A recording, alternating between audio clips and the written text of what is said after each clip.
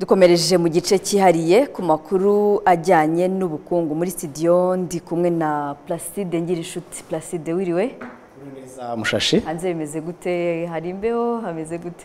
Hanze harashyushye kandi harakonje, hari nakazu yazi. Yego, utuzanira amakuru ajyanye n'ubukungu Placide.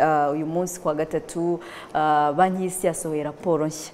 Ese nibiki by'ingenzi biri muri iyo raporo?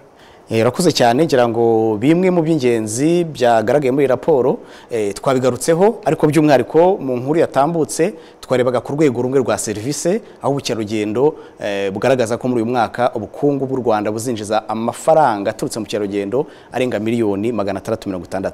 Ariko ntabwo raporo yakoze kuri urwo rwego gusa, ahubwo yakoze ku nzego zose z'ubukungu, harimo urwego rw'inganda, urwego rwa service nyine ndetse n'urwego rw'ubuhinzi. Ibi rero bikaba byarakozwe na banki y'isi ifatanyije na guverinoma y'u Rwanda. Ni raporo yiswe Country Economic Memorandum. Uyu munsi nibwo bayashyize ahagaragara, ikaba igaragaza imirongo migari y'aho u Rwanda rwerekeza, yaba ari intego y'2035 ndetse no 2050, ndetse kandi ikaba yanarebye no mu myaka yabanje kubaho mu bukungu bw'u Rwanda. Icyagaragaye cyo nuko nyuma y'icyorezo cya Covid ahubwo ubukungu bw'u Rwanda butabashije kuzamuka neza, kuva icyo gihe kugeza uyu munsi wa none ubukungu bw'u Rwanda bukomeje kuzamuka. Ikindi kandi nuko muri raporo u Rwanda rwabashije kugabanya ubukene bukabije mu baturage ku kigero cya 20% mu myaka 10 ishize.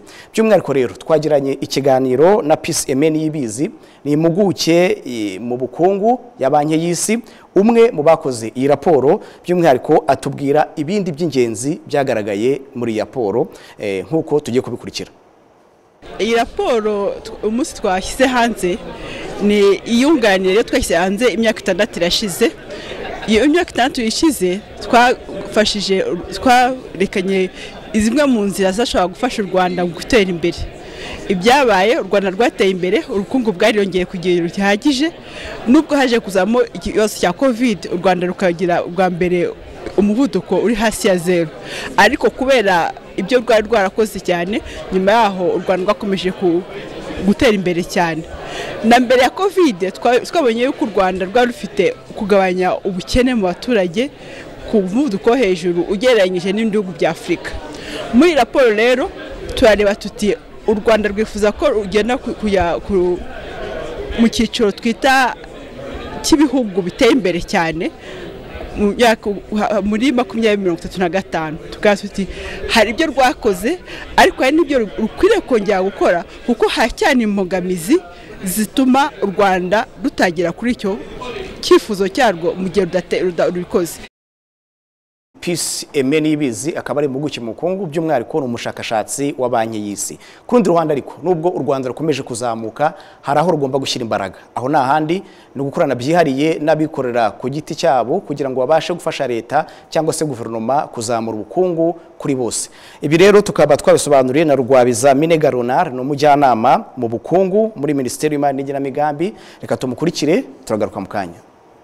Turacyafite inzira ndende, kandi iyo nzira ndende isaba ko abikorera bagire uruhare runini kuruta iyo bagize mu myaka ishize.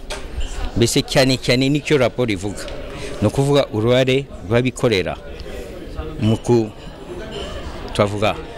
mu guhimba akazi, imirimo, ariko no kuba productive, no kuvuga kongera umusaruro.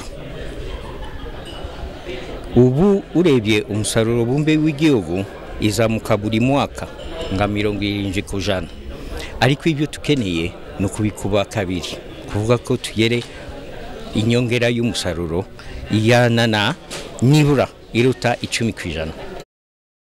Rugwabiza Minega Ronald akaba ari umujyanama muri Minisiteri y'Imari n'Igenamigambi. Tuvuye mu Rwanda tukerekeza hirya no hino ku isi, reka turebe muri Amerika bikomeze kwavugwa nyuma y'intsinzi ya Donald Trump, nuko ubukungu bukomeje kugenda buhindagurika. By'umwihariko rero ikiri kuvugwa cyane, hari ifaranga ryitwa Bitcoin, ni ifaranga ry'ikoranabuhanga, rikaba ryazamutse uyu munsi rikaba rifite agaciro k'ibihumbi 93,158 by'amadolari y'Amerika, ryazamutseho 32% kuva ku itariki 5 z'ukwezi kwa 11 ubwo aya matora yo muri Amerika yabaga.